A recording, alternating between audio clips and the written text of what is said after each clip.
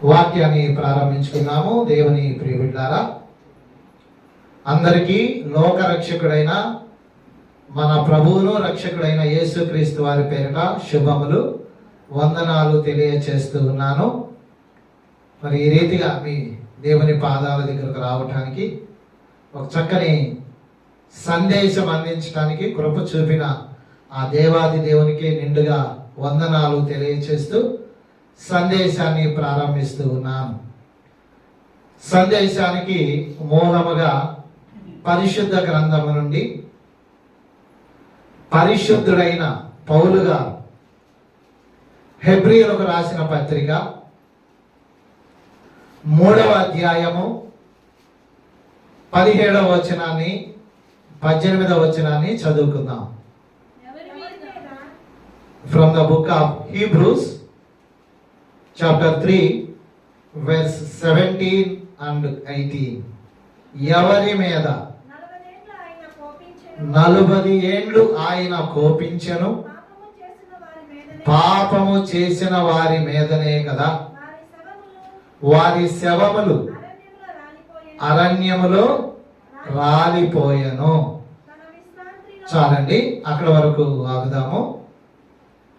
జాగ్రత్తగా మనము గమనించినట్లయితే వ్రాయబడిన మాట మన పితరులైన ఇశ్రాయేలీయులను గురించి వ్రాయబడింది.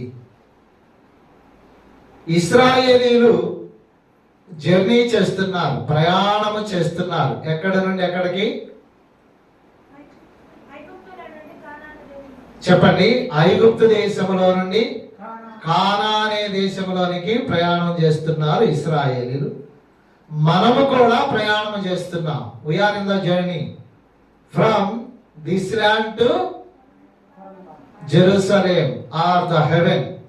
పరమ కానాను అనబడుతున్న పరిశుద్ధ పట్టణమైన యెరూషలేము అనబడుతున్న ఆ దేవుని పట్టణము, ఆ ప్రాంతానికి వెళుతున్నాం. We are in the journey, they're in the journey. అయితే గమనించవలసింది ఏంటంటే, వారు ప్రయాణములో ఉండగా రాలిపోయారు. ప్రయాణంలో ఉన్నప్పుడు రాలిపోవడానికి కారణాలు మనము వెతుకుతూ ఉన్నప్పుడు మొదటగా అక్కడే మనకు అర్థమవుతుంది ఏంటంటే, వారు ప్రయాణము చేస్తున్నారు కానీ గొణిగే తత్వం వారికి ఎక్కువైపోయింది. అందుకే దేవాలయంకి వచ్చినా, ఇంటికాడున్నా, ఎక్కడున్నా మొదటగా గుణగటం సనగటం అనేది నీ ఆరోగ్యానికి అంత మంచిది కాదు. ఎవరైతే నిత్యము గొడుగుతూ ఉంటారో, నిత్యము మాట్లాడుతూ ఉంటారో, నిత్యము వ్యతిరేక ఆలోచనతో ఉంటారో, వారి ఆయుష్ ఏమైందంట? రాను రాను దిగిపోద్దంట. మేము కెమెరా పట్టుకున్న దినాల్లో మాకు కెమెరా నేర్పిన ఆయన, మీకు కెమెరా మీకు తెలుసుకోలేదు ఈ మాటేనా? చాలా మంది ఏం చేస్తారంటే, సెల్ ఫోన్ ఉన్నప్పుడు కానీ కెమెరా ఉన్నప్పుడు దరిదాపుగా ఒక ఫోటో తీయండి, ఎన్ని ఫోటోలు తీస్తారు? 4-5 ఫోటోలు తీస్తారు. మాకు నేర్పిన ఆయన ఏం చెప్పారంటే, ఒక ఫోటో చాలదా అన్నాడు. అందరికి ఉన్న ఆలోచన ఏంటంటే, 4 ఫోటోలు తీస్తే ఏది మంచిదైతే అది పెట్టుకోకూడదా అన్నారు. నిజంగా నీ చేత అయితే ఒకటి చాలదా? రెండోది 4 ఫోటోలు తీస్తే తప్పేంటి అని అంటే, ఇలా నువ్వు ప్రతి ప్రోగ్రామ్ కాడ ఒక ఫోటోకి 4 అయితే 100 ఫోటోలకి 400 ఫోటోలు. ఇప్పుడు కెమెరా మీద ఏం పడుతుంది? భారం పడుతుంది. దాంట్లో ఉన్న మోటార్ ఏమైంది? అవును కదా? నువ్వు ఎంతైతే దాన్ని జాగ్రత్తగా వాడుకుంటావో అంత లైఫ్ వస్తుంది. తీయమన్నారు కదా అని చెప్పి, ఉంది కదా అని చెప్పి దాన్ని తీస్తా ఉంటే ఏమైందంటే, రాను రాను అలాగే ఎవరు సణుగుతూ ఉంటారు, ఎవరు సొల్లుగార్చుకుంటూ ఉంటారు, ఎవరు ఎక్కువగా మాట్లాడుతూ ఉంటారు. కొంతమందికి ఉన్న అలవాటు ఏంటంటే, మనుషులు ఉన్నా లేకపోయినా మాట్లాడుతూనే ఉంటారు. అది జావా, ఆడు జావా, ఎప్పుడైపోతాడు అని ఆ దడినో, ఆ గుడినో, ఆ బడినో, ఆ ఒడినో వీటిని మనసులో పెట్టుకొని మనుషుల్ని తిడుతూ ఉంటారు. మన పితరులకు ఆ రోగం ఉంది. చేరిన నీకు కూడా ఈ రోగం ఉంటే, మన పితరులు అరణ్యంలో రాలిపోయారు, మరి నువ్వు కూడా ఈ జర్నీలో రాలిపోతావేమో. వద్దు అని తెలియచేస్తూ మొదటిగానే మనం తీసుకున్న మాటలు, వారు అరణ్యంలో రాలిపోయారు. దీనికి కారణాలను అన్వేషిస్తూ కొత్త సంగతులను మనం పరిశుద్ధ గ్రంథం నుండి చూద్దాం. From the book of Numbers written by saint Moses. మోషే గారు రచించిన సంఖ్యాకాండము 11వ అధ్యాయము 1వ వచనాన్ని ఒక కారణముగా చదువుకుందాం. జనులు ఆయాసమును గూర్చి సణుగుచుండగా అది యెహోవాకు వినబడెను. యెహోవా ఆయన కోపము. వీరు వెళుతూ ఉన్నారు. వెళుతూ ఉండగా వారికి ఏమైందంట? ఆయాసం వచ్చిందంట. మీరు చెప్పండి, జర్నీలో ఉంటే ఆయాసం రాదా? నడుస్తూ ఉన్నారు, అలసట రాదా? ప్రయాణం చేస్తూ ఉన్నారు, అలసట రాదా? ఇక్కడ ఆగి కొద్దిసేపు రెస్ట్ తీసుకుందాం. అబ్బాయి, అరే ఈ చెట్టు కింద కొద్దిసేపు ఆగు.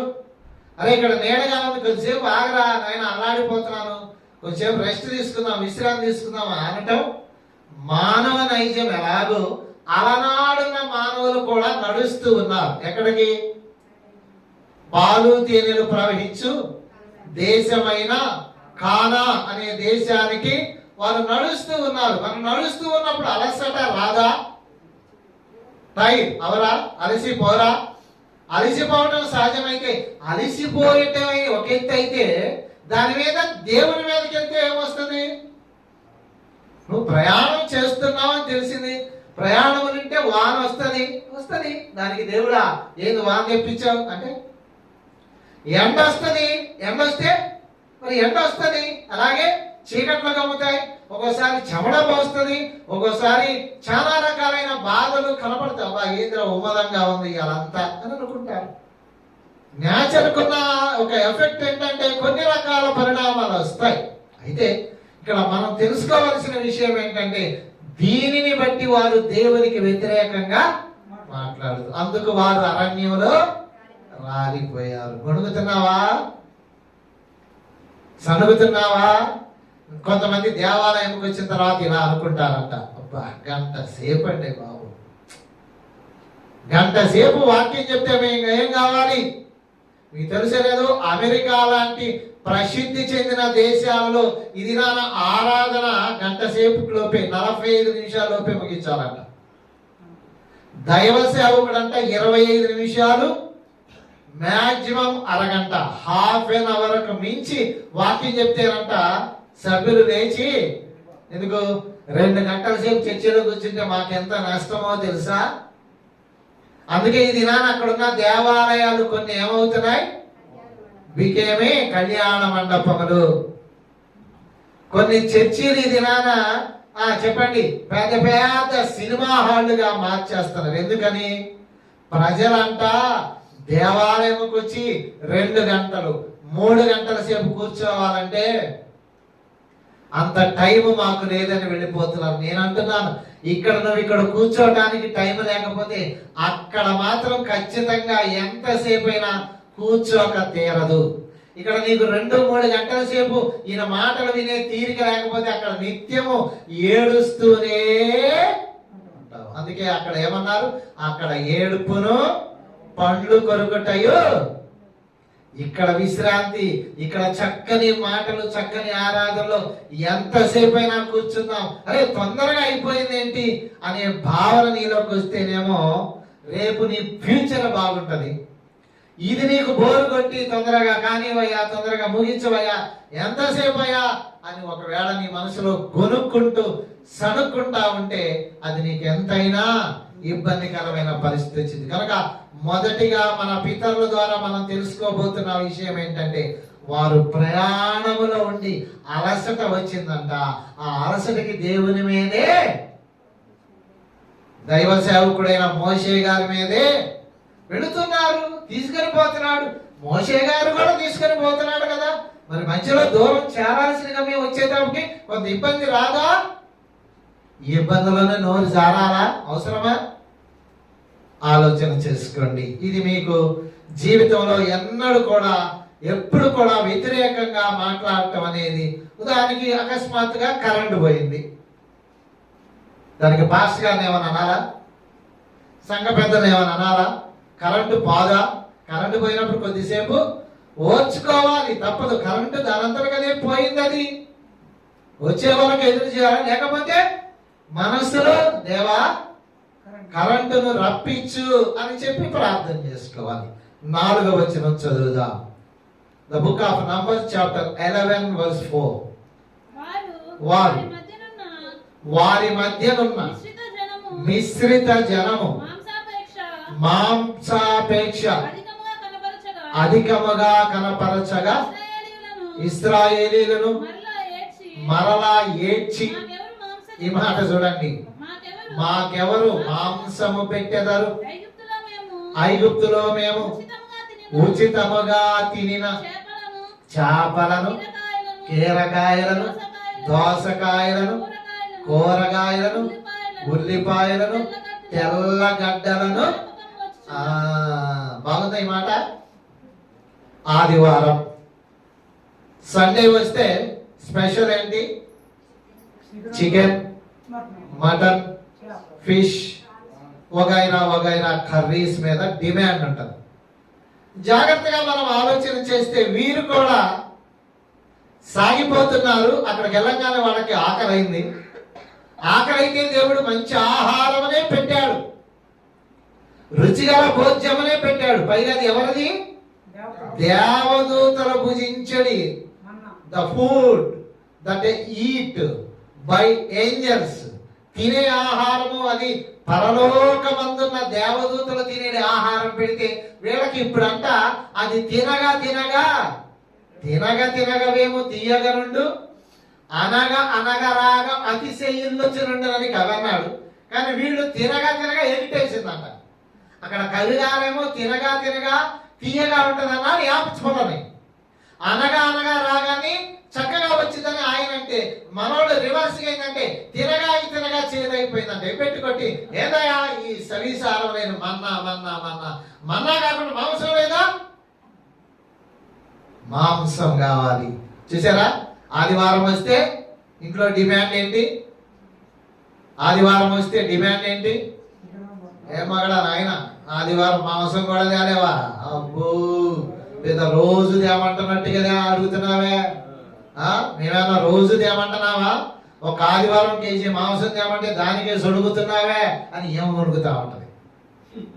ఆయన ఏదో అంటే ఇవాళ లేవే, ఇవాళ కుదరలేదే, ఇవాళ కష్టంగా ఉందిలే, ఈసారంటే ఆదివారం రాకొస్తుంది, దానికే నువ్వు అని సాగులు చెప్తావు. సాగులు నేనేమన్నా 5 కేజీలు తేమన్నావా?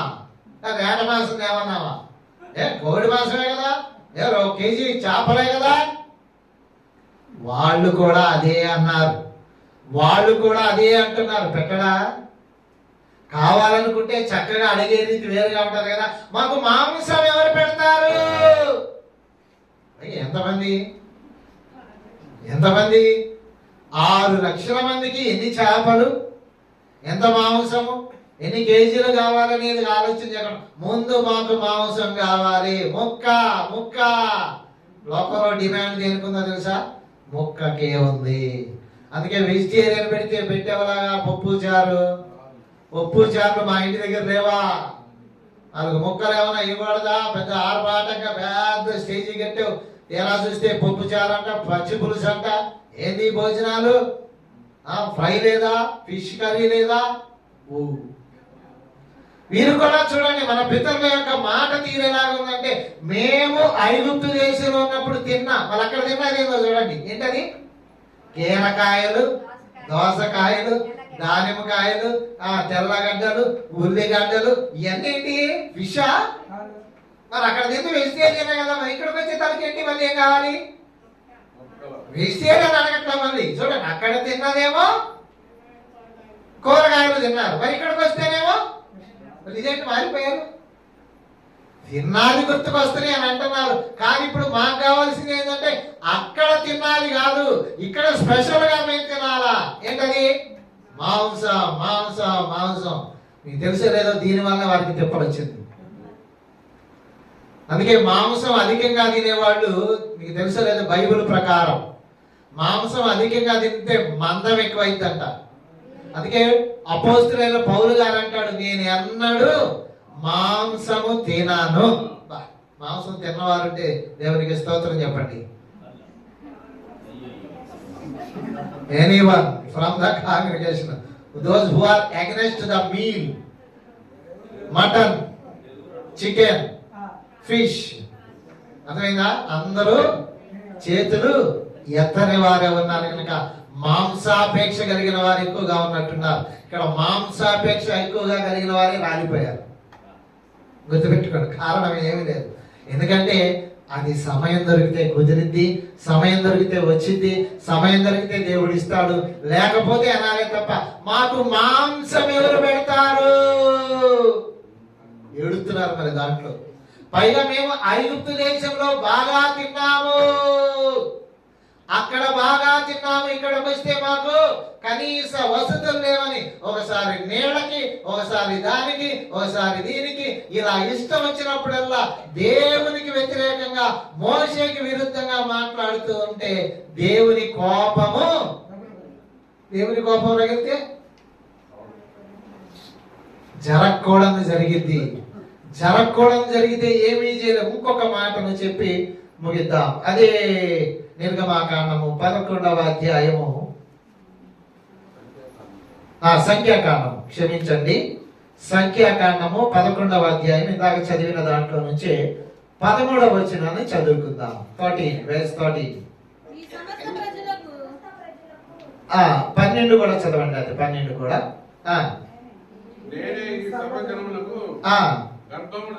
ధరించితనా, నేనే వీరిని కంటినా, మోయినట్లు ప్రమాణపూర్వకంగా ఇచ్చిన దేశమునకు వీరిని నీ రొమ్మును ఎత్తుకొని పొమ్మని నాతో చెప్పుచున్నావు. ఈ సమస్త ప్రజలకు ఇచ్చుటకు మాంసము చాలు. మోషే గారు, Moses was worried about meal. ఎందుకని? 6 లక్షల మందికి అన్నం పెట్టాలి, 6 లక్షలకి మాంసం పెట్టాలండి. ఏంటయ్యా, ఏంటి నువ్వేమంటున్నావు? దేవుడేమో మోషే వాళ్ళకి పెట్టు అంటున్నాడు. మోషే గారేమో ఏంది పెట్టేది ప్రభువా? ఈ సముద్రంలో చేపలన్నీ పట్టుకురావాలా? కోళ్ళ ఫామ్లోకి కోళ్ళన్నీ పట్టుకురావాలా? 6 లక్షల మందికి ఎక్కడ కావాలి? ఏంటి మాట? వారేమో మాంసం అంటారు, దేవుడేమో పెట్టు అంటున్నాడు. మోషే గారేమో he was worried about a lot. ఎంతగా బాధపడిపోతున్నాడేమో. నిజమే కదా? మీరు కూడా మీ ఇంటికి వస్తాం, తీసుకొచ్చి చక్కగా కోడి మాంసం తెప్పిట్టాం. ఇప్పుడు అర్జెంటుగా మాకు వేట మాంసం తెచ్చి ఫ్రై చేసి పెడతావా లేదా? ఏం చేయాలి? అర్జెంటుగా తీసుకొచ్చి మొత్తానికి కోడి మాంసం కాకుండా వేట మాంసం కూడా తీసుకొచ్చి పెట్టాలా? ఏమంటారు? ఏం మాట్లాడతాం కాదు.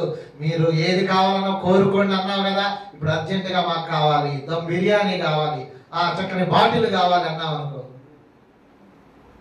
ఆలోచన అంటే మనుషుల యొక్క మనస్తత్వం ఎట్టుందంటే కోరి గొంతెమ్మ కోరికలు అంటారు చూడండి. పెడతావా లేదా, తెస్తావా లేదా, ఇస్తావా లేదా అంటా ఉంటే మనుషుడే కనుక మోసెస్ గారు దేవుని విషయంలో అయ్యో అయ్యో అయ్యో అంటూ ఉన్నారు. అంటే ఏంటి ఇక్కడ మనం అర్థం చేసుకోవాల్సింది ఏంటంటే, దేవుడు మరి ఇవ్వగలిగిన వాడని తెలిసినప్పుడు కూడా వ్యతిరేక పవనాలను పూస్తూ మాట్లాడుతూ సాగుతూ ఇక్కడ మాంసం కాడ వాదన పెట్టుకొని పైగా వాళ్ళు అంటున్నారు, మేము ఐగుప్తులో కొండల ఎద్దు కూర్చొని వండుకొని తిన్న రోజులు గుర్తుకొస్తున్నాయి. అంటే ఇక్కడ లేదు.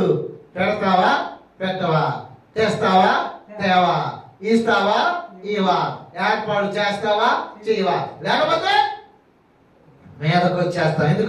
ఎందుకు తెచ్చావు? అంతే కదా. ప్రతిసారి వాళ్ళు వాడిన మాట ఏంటి తెలుసా? ఎందుకు తెచ్చావు మమ్మల్ని?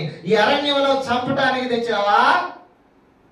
ఈ అరణ్యంలో రాలిపోవటానికి తెచ్చావా? కాదు, మేము అసలు వెనక్కి వెళ్ళిపోతాం. మేము అసలు వెనక్కి వెళ్ళిపోయి చెప్పు ఐగుప్తీలకు దాసులం అయిపోతాం, వాళ్ళ కాళ్ళు పట్టుకుంటాం. అయ్యా మమ్మల్ని క్షమించండి, పారిపోయినందుకు క్షమించండి అని దేవునిని అవమానపరుస్తున్నారు. దేవుడు వాళ్ళను బయటికి తెచ్చింది అందుక కాదే, ఆశ్చర్య కార్యాలు చేయాలని, అద్భుతాలు చేయాలని. అందుకు నీకేం కావాలి? ఓర్పు కావాలి. ఈ వాక్యాన్ని ప్రకటిస్తున్నావు. ఈ వాక్యాన్ని ప్రకటిస్తుండగా నువ్వేం చేయాలి? ఓర్చుకొని వాక్యం వినాలి. ఇంకా ఎంత మంచి వాక్యాన్ని చెప్తాడో దేవుడని ఎదురు చూడాలి తప్ప ఇక నువ్వు అవస్థ పడుతూ ఈ వాక్యాన్ని ఎప్పుడు ముగిస్తారా బాబు అని అనుకోకూడదు.